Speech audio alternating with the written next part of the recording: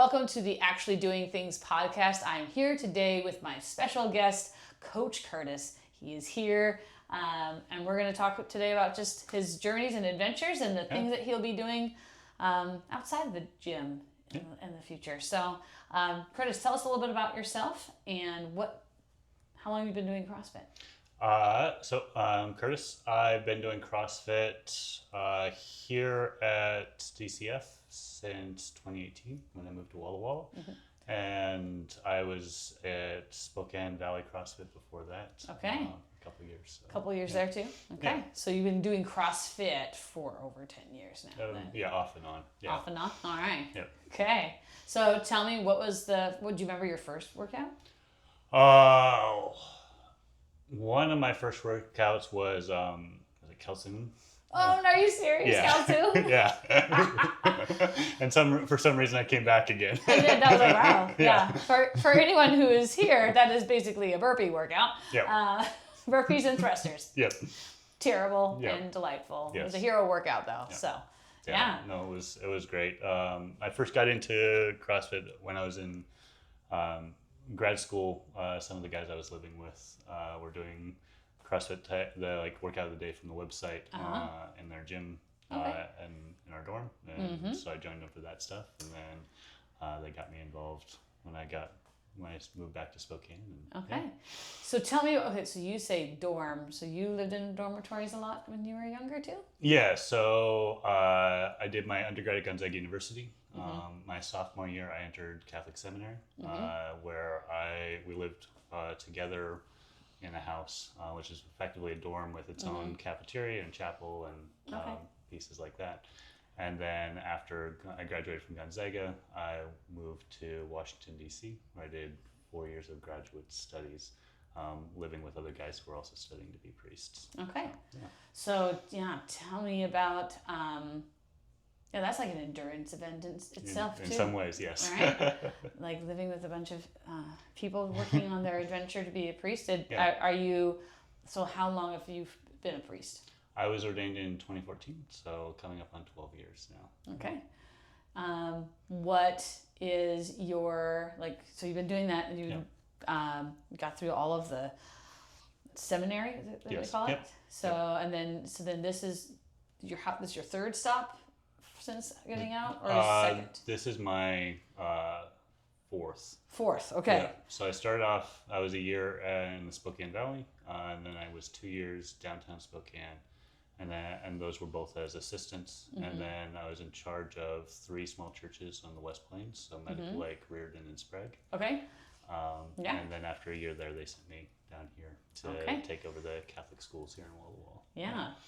So, what has been your favorite part about living in Walla Walla?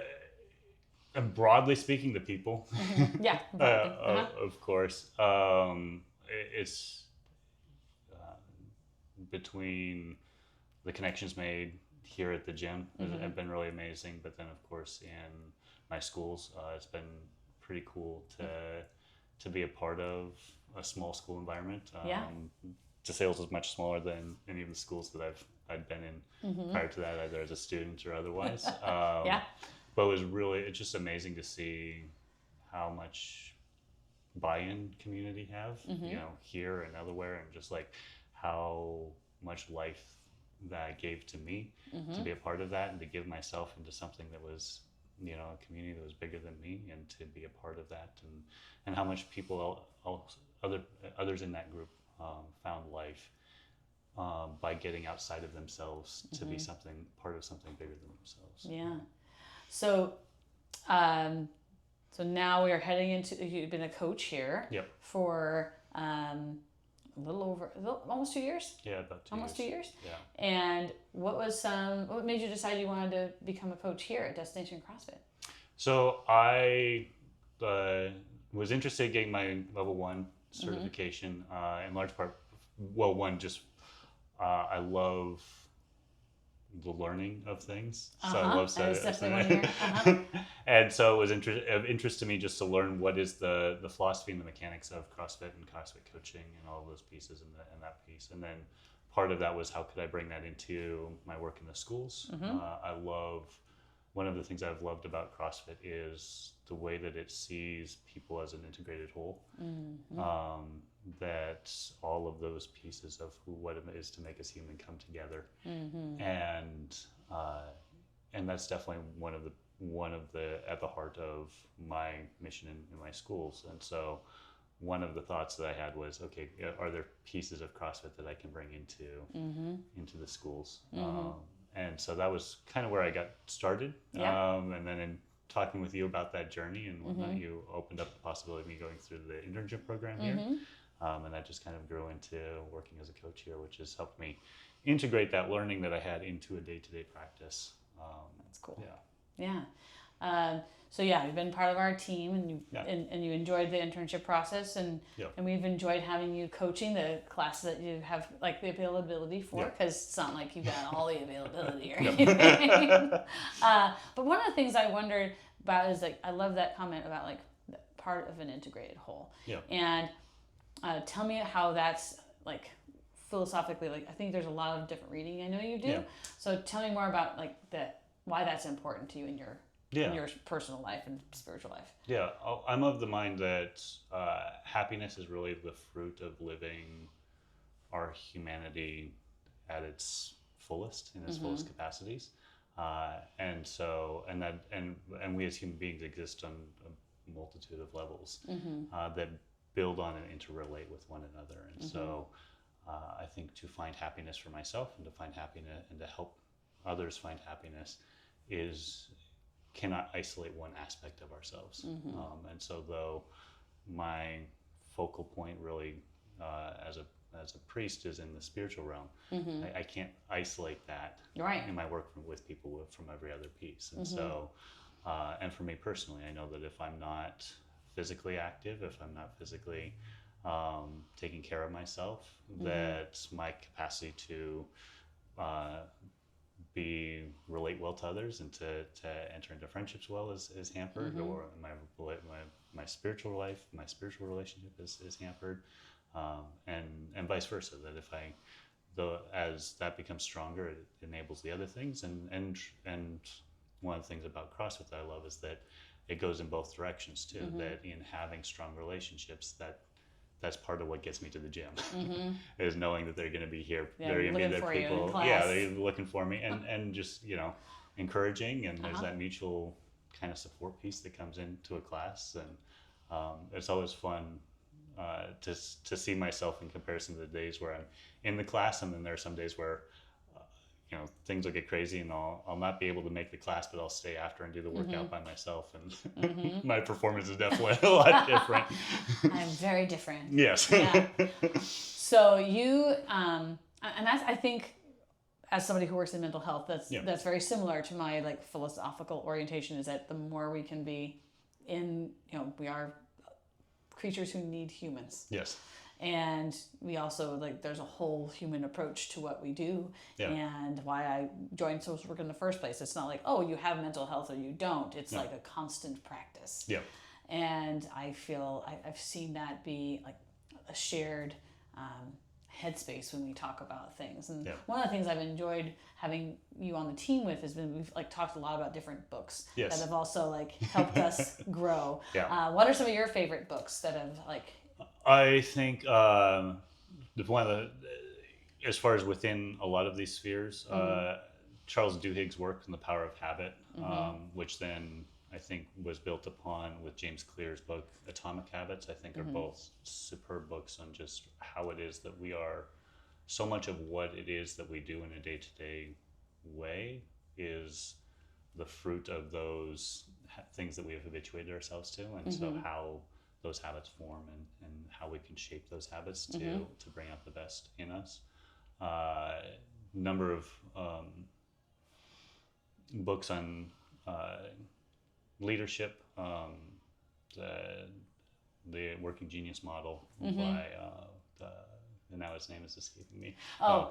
Don't worry. It's now it's Pat Lencioni. Yeah, Pat Lencioni. Make sure I say it right. I don't know. So Pat Lencioni's work, he does a lot of stuff in organizational health, and so his most recent stuff in Working Genius is really fascinating. But even before that, ideal team player is a really good.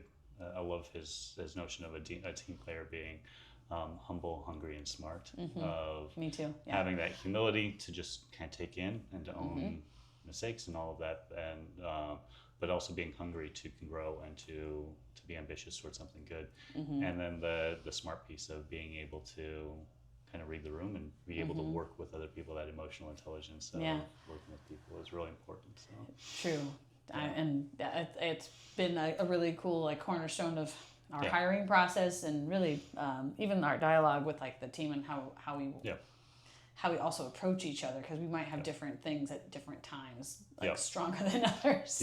And I mean, like we want to do all things for all people, but there's a balance to everything. So I've enjoyed, that was one of our favorite meetings was the ambassadors, when we all like sat down and we talked, and you ended up joining the group. And we like broke down everybody's like working genius, and how that, and what was missing in our group, but also what was like really strong. And I've really appreciated how you conceptualized it for them as well, so it wasn't just me saying this is what we are, but like I actually also have this information. So tell me, so this year we're doing like one of the things I've been thinking about a lot is the importance of why we do CrossFit is also for like adventure. And one of the things I feel like don't know all the time is that, but you've been on a lot of different kinds of trips and like experiences outside of just being at your church. Like what are some of the things that you feel like you've used CrossFit for? So starting off, it was shortly after I was ordained a priest up in Spokane. I had the opportunity to volunteer with the Spokane Police Department as a chaplain.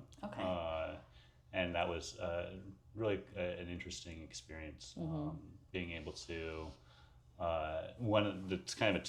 that work was kind of twofold. One was the working with their department and doing notifications when somebody passed, and that was part of it, because the police are involved in pretty much any death that's not related to, that's not under direct medical supervision. And so the vast majority of those are just normal sorts of pieces, but to be able to be somebody with training and experience of people going through grief and shock and all of those pieces, to be that voice, but then to be with officers in their various pieces and helping them navigate the pieces of their life. But an aspect of that is being physically fit enough to be around them and to work and to be in that activity. That's true.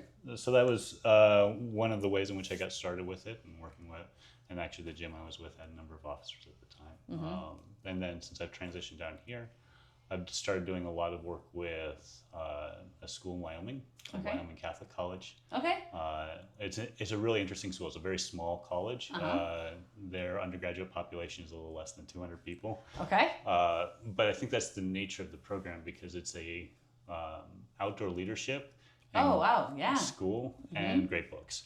So they're studying all of the kind of the classic literature of the Western canon, pairing that with an experience of the wilderness. And so the very first thing their freshmen do is a 21-day backpacking trip, and the Wind River Range and Wyoming. And I've had the pleasure of going on 2 of those trips with freshmen over the years. And then in addition to that, I've been invited to go on their instructor course training. So going down to the Grand Canyon area for 10 days courses in training their instructors. So and that's certainly a much more physically intensive coursework, where we're doing much greater mileage, a lot more intensive sort of terrain and things like that. Doing different scenarios. So this last year when I did it, one of our scenarios, I ended up assisting with this evacuation scenario where we're firemen carrying this guy out of a canyon. No way. So like 3 of us took turns carrying an unconscious person down this canyon, like lowering them over boulders and navigating all these pieces. Did you drop the individual? I did not. No, Okay. that was definitely. Did he get dropped? He did not get Okay. dropped. You know, that I was. was like, is that going to happen? No, it was something we were very aware of. Mm-hmm. So when I wasn't carrying, I was spotting him in particular, just because obviously we didn't want our practice test area to subject, become an actual situation. medical situation. But no, it's fortunately it was a very well executed thing. Good job. It was cool to know, like, I can carry. If need be, I could throw a 165-pound person on my back and carry him out of canyon if that's what needs to happen. Yeah. So using your fitness is one of the gifts that I think we are somewhat, if we have put ourselves in positions where we have that, it's also like more than likely that we'll have an opportunity at some point to help someone. Yeah. And so it seems like you like the wilderness, though, as kind of I love the wilderness. I love the rawness of it. I love that it reminds me that I'm not in control of everything. That like the bigness of things. So one night in the in the Wind River Range, which is in the Rocky Mountains, just sitting out and on the horizon was all of these thunderstorms that were taking place, which was really cool to see it at a distance, because I've also been in the other place where we got kind of trapped in the midst of it, and just the power of the thing, to know that you can find joy and happiness in really difficult physical environments. It was one of the cool nights that I had. So with the groups that I was with, I was assigned with groups of girls, and one of the things that we would do is every evening we'd have a recap of the day and kind of go through. And one day it was just like we got rained on all day long, and we had multiple thunderstorms, so we're having to stop and to manage that risk of lightning and all of those pieces. And there's all sorts of protocols around that.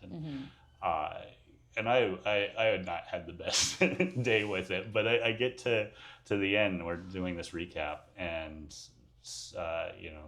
student after student was like, it was great to just go through the rain and go through all of that, and to see that, yes, even in the midst of those challenging and pieces of adversity, that there can be great joy, which is also something I see here in the gym. People just like completely laid out after a workout, and then completely done, and yet have a big old smile on their face because of what they just did. And it's pretty cool. Yeah, it is cool, and we get to keep people safe and get people onto the next thing in their day. What are some what are some of your favorite workouts that we've done? Are you totally into all the hero workouts? Do you love which are your favorite? I like workouts where we do strange things that kind of feel like I'm on a playground again. So Saturday we had this Burpee box get over, so you're climbing over these 48-inch boxes, and that's fun. I love rope climbing. I love things where we're going upside down, so wall walks or handstands and all of those things. I'm not good at most of those things, but but I'm better than I was. I never tried. Yes. Yeah. But I just love I love the idea of the play aspect of some of those movements. Is just a lot of fun. I think we take sometimes fitness so seriously that then we forget that the whole goal is for it to be a fun hour, right? And be a little goofy and fun, have some fun music and enjoy each other's company. That's one reason why I really like the Pat Sherwood quote that says the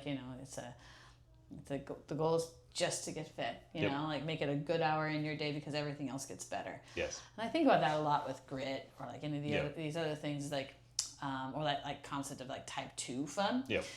And it's that you put yourself through this thing, but it's all that shared mindset, that mirroring or that you do with someone else. You just are going to it lifts you up versus it being this thing that tears you down. Yeah. So the more we can create play and adventure in the gym, I think the more we can see that outside. So you were around during CrossFit when we were doing like the whole pandemic thing. Oh yes, all the joys of that. All those fun joys. Yep. And what were some, because that was our kind of most isolated that we've probably been in the gym. What are some of the things that, like, do you remember much of that experience and at all? I do, for better and for worse. For better and for worse, yeah. Yeah. It is interesting, like even just going back, I don't know if you ever catch yourself like watching a TV show and it'll be an episode where it was clearly yes, filmed clearly like that was happening. And like there's some days where I'm like, I just can't. So for me during that time on fitness stuff, I really moved back into doing a lot more running and just trying to get out and move in that way. I didn't end up doing a lot of like our outdoor workouts and all of those pieces. But that was a big piece of it. Those were also part of fun. Well, and you and I had the fun stuff of all of the navigating in the schoolwork of navigating school openings. Yep, taping off spaces and going to spaces and. Yeah, and then once we got back in, all of the separation pieces and all of that, and just trying everybody. What I appreciated about that time at school, but here in the gym is everybody recognizing. I think everybody was on the same page of this isn't an ideal situation, but we're not grumbling about. We're not pushing against. We're saying, okay, these are our protocols. We're going to follow the protocols. We're going to do the best workout that we can within these. With what that is, And it wasn't coming into the gym. I appreciated it. I didn't feel like I was fighting against the protocol stuff. It was like all of us we're just here to work out. Yep. We're not here to adjudicate what is or isn't. We're not here to judge and Yep. I think there was some huge adventures we all were in, and I think that goes back to like the power of community, right? A shared mindset, like this, like not getting too into the like your practice or this person's practice, like how can we have this like shared experience? And I think that when people have distance, it makes us all the more committed to why it's so important for us to keep fitness and health as a primary thing. Well, this year, you told us that you're moving on. Yes. Which is sad for everyone. But what are you going to do? What are you looking to do after you move away at the end of this month? What are some things that are you going to do? So I'll be moving up, taking a similar job that I have now, a little bit different. Moving to a church in the Spokane Valley, which also has a grade school there, so a K-8 school that I'll be continuing to be a part of all of those pieces. My mom lives in the Spokane area, so it'll be nice to be a little bit closer to her. That's one of the things I'm really looking forward to. And then, as I mentioned, my undergraduate degree, my undergrad was at Gonzaga, and so I have a lot of connections in Spokane. A lot of friends and things there. So it'll be nice to be closer to those connections and to be able to rebuild and reconnect with a lot of those friends that over the years have been just like ships passing in the night. At the end of July through mid-August, I'll be doing 2 trips into Wyoming. So one, I'm taking my group of my students from DeSales to Wyoming. We're going to go through Yellowstone and the Grand Tetons for a day, and then do a day of rock climbing and 5 days of backpacking. So all of that's with Core Expeditions, that organization. That's awesome. So you get to keep a little bit of a bridge with your youth, and then you get to do some more. Yeah, and then right after that, I'll be the chaplain again for one of those freshman trips. Okay. It's actually kind of a special one for me. One of the instructors on the for this trip was a student on my very first trip, so she asked me if I would be her chaplain for that, and it was a very special moment for me. It is super special. Yeah. What will you miss about Destination CrossFit? I will miss I think DCF it does a really brilliant job of having a high intensity workout environment, coupled with a very relaxed community environment, which is an interesting pairing of things. So I think people can come in at all sorts of different levels. There is a culture of the workout, of people really working hard in the workout and really throwing themselves into it and really challenging themselves. But I don't think that ends up carrying into any sort of judgment towards the different scaling that people do, or any sort of kind of looking down on people who might not be at RX or above or something like that. And so I think it's a really cool balance there. I'm gonna miss how holistic the focus is here, of that it's not just great programming and a good workout with good coaching, but it's all of the recovery resources that we have here. Between the cold plunge and the sauna and the boot things, and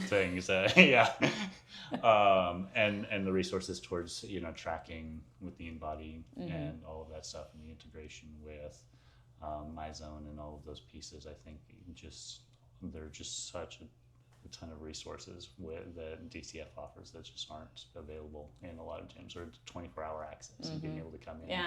There are a lot of gyms where that just isn't available, and so hopefully wherever it is that I land, that I some of the places I'm looking at, I've been to before, and I've had great experiences with, and really great gyms. So I'm not. We are excited for Spokane. You're lucky you get Curtis. We're not trying to rub it in your face that we're awesome. But these are just some amazing things that this gym has worked towards. And the coaching formation that I've received while here, between the meetings and best hour every day and those sorts of pieces. And and I definitely appreciate how much you participate in it, regardless of how much time you have to be. You always have been part of what DCF, the mission piece. And as I continue to have grown as a leader, I so appreciate the additional level of support and just engagement that you have around it. It just makes it fun to be in leadership and know that people look at it as an opportunity to grow, not another rule, Nikki. Try not to be like that. No, it's been a great deal for me. Both the learning, the growth, and all of that, and then just it's going to be hard for us to, you will not be replaced. There'll be people who will continue to move on, but like I said before, I think I've told you, but I will also say not every gym has such a variety of humans as in the coaching team. No. And there is no one of us that are all alike, and but that diversity in perspectives and places in people's life, and terms of age and everything, it's been is a bright spot in my in my career as a human living this life. That was definitely one of the bright spots for me of coming in onto the coaching staff, is just being able to get to know the coaches in that capacity. I remember there'd be times before I was on, or I'd drive by on a Thursday night, and I'd see you guys go and be like, that'd be a cool meeting to be at. We're fun. We're definitely, and again, that's because of everyone understands that we're looking to continue to grow, and we're not in one spot and we're done, and so that's been really enjoyable. And will you get your L2, you think? It would be something, if the opportunity arises, it'd definitely be something I'd like to do. I don't know what opportunities, what'll be available or whatnot. My plan is, with as far as that goes, would be to start by just finding a home in a gym, getting to know them, letting them get, hopefully they get to know me a little bit. And then as that relationship evolves and as I come to see like what my workload looks like there, if it becomes possible for me to integrate into coaching again, that would be fantastic. Yeah. And then certainly if I'm doing that, then to move towards, getting my L2 would be a really cool thing. Yeah. Yeah. Again, because I do think I would love to bring a lot of what I've learned from CrossFit into other areas of my professional life as well. So. Yeah, I think that one of the things I love about like Best Hour has been the conversation is always like everything could be CrossFit. Like you can always find like treat your day like an AMRAP, or you could have an EMOM mentality about something, or you think about the hierarchy of needs and why we all like our needs vary by degree, not kind. Yep. And seeing kids be able to play and learn fitness, but also learn how to have grit and also learn how to like do new things. Just like that emotional literacy, body literacy is so like inspiring to see when young people start being like excited about fitness. I'm definitely going to miss you, but also excited about your continued growth. This is again just a step on the journey that you're on. We've been a destination, as it is. But I don't think that you'll be a stranger. Nope, I have every intention of being around. So. Yeah. Well, is there, if you'd give any message to any of our DCF family as they like watch this podcast or they come back to listen and check out, or like, who is this Curtis guy? What would you want to say to people who are part of the gym or maybe looking to be part of DCF? I think one of the things that I've learned a lot that has really sunk in at CrossFit, but applies to all different levels of my life, is judging the value of the thing by how I will feel after, rather than how I'm feeling in the moment. And there's so many days where I will get off of work and it's been a long day and I'm tired and I just want to go, sit on the couch and turn on the TV and pour myself a drink or something. And some days that voice wins. But the days where I take a breath and I say, no, I'll be happier if I go. And I put my gym clothes on and I get out here, invariably, but just making that decision, I'm already happier with myself because I'm choosing for my future self in that moment. And I that there's something feeling affirming in that, and then getting through that and coming in and saying hi to people and just that. And I tell people when I'm coaching them, they're like, I didn't know if I wanted to come today and all that. Like, you already won. Like you won the workout, you showed up. Everything else from there is gravy. And that's something that I have to tell myself over and over again, especially if it's been a while, if I've gotten into a little bit of a slump and I've not come in for a little bit, and then there's that voice of like, you quit fitness. And to just like, no, it's okay. It's okay that I haven't, that this might be, but right now I'm going to choose for my future self, for who I want to be. And I just encourage that for everybody who day in and day out has to make that choice for who are they going to be today. Who do you want to be? I like that. Well, I wish that for all of you as well, and I wish that for you, that you continue to keep showing up in your life and showing up for the journey that you're on with all of the things. So you've been an excellent gift that we've enjoyed being able to have fun with. And if you're watching this before the end of June 2026, we are going to have a fun hangout after Curtis's last class. So you don't want to miss it. Come hang out with us so we can hang out and enjoy each other's company and like keep working on getting fit and actually doing things. So we'll see you out and about. If you like this podcast, share it with a friend, and we'll see you soon.